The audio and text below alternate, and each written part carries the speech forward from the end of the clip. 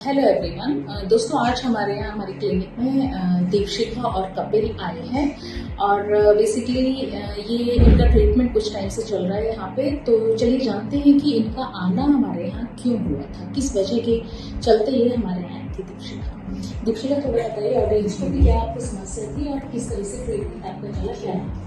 Ma'am ये शादी को 2.5 साल हो गया था, लेकिन मुझे 1 साल हम लोग ट्राई करते थे लेकिन बेबी कंसीव नहीं हो रहा था।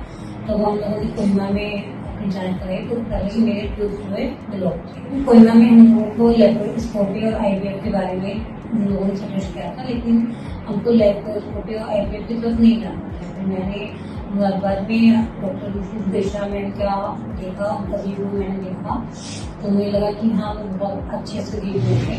तो मैं मैम के पास जनवरी में आई और 3 महीने के ट्रीटमेंट के बाद हम लोगों ने अप्रैल में अपनी रिपोर्ट कराई तो मेरी ट्यूब उन्होंने ओपन किया। मैम ने बहुत अच्छा ट्रीटमेंट दिया, बहुत अच्छा ट्यूमर बेटर और टाइम पे कोई पैसा नहीं मिली हुई, बहुत अच्छे से हमारा। दीक्षिका, यहाँ पे थोड़ा सा ऑडियंस को बताइए कि आप किस मंथ में आपका ट्रीटमेंट स्टार्ट हुआ था। मैम जनवरी में ट्रीटमेंट स्टार्ट कर दिया था, जनवरी से फिर अप्रैल तक चला था। तो अप्रैल में हमारा फाइनल हमने अभी लास्ट वीक शायद आपका इन्वेस्टिगेशन लास्ट वीक हुआ था, सेकंड अप्रैल को हुआ था हम लोगों का। तकरीबन जनवरी, फरवरी, मार्च और मार्च एंड तक इनका ट्रीटमेंट चला था। अप्रैल में हमने फाइनल इन्वेस्टिगेशन इनकी कराई थी जिसमें इनकी ट्यूब्स जो है अनब्लॉक आई थी। दीक्षिका, थोड़ा ये बताइए कि आपको इस तरह की ट्रीटमेंट के दौरान किसी तरह की कोई प्रॉब्लम हुई थी या नहीं? कोई प्रॉब्लम नहीं हुई थी। कभी जैसे काफी बार लोगों में डर बना रहता है कि नहीं, कोई डर नहीं, क्योंकि इतना अच्छे से हो गया कि पता ही नहीं चला कि मेरा ट्रीटमेंट चला है, थेरेपी हुई है, बहुत इजीली हो गया। और बल्कि मैम का बिहेवियर तो बहुत अच्छा है, मुझे लगा ही नहीं कभी कि मैं डॉक्टर से बात करूँ, लगा कि हमेशा बड़े मैम से बात करूँ। Thank you. बहुत अच्छे से मेरा ट्रीटमेंट हुआ, thank you so much ma'am. और जो भी लोग इस चीज से परेशान है वो एक बार मैम से कंसल्ट करें। बेसिकली आईवीएफ और लैप्रो की तरफ डायरेक्ट पेशेंट नहीं जाना चाहता है, तो उस केस में अगर आप आयुर्वेदिक ट्रीटमेंट का सहारा लेते हैं वेल एंड गुड। और यहाँ पे कोई किसी तरह से कोई डरने वाली बात भी नहीं होती है कि किसी भी कोई पेन है या तो अनइवेंटफुली आपका ट्रीटमेंट हो जाता है, ये बहुत पॉजिटिव चीज़ है।